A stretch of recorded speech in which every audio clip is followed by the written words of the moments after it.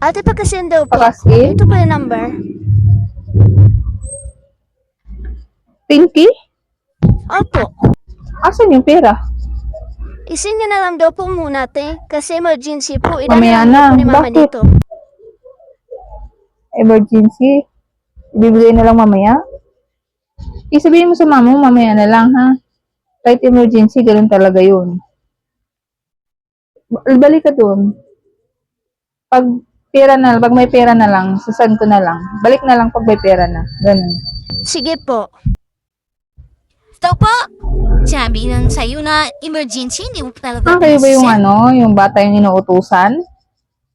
Oh, ako yun. Sinabi na sa emergency, di ba? Dadaan naman dito.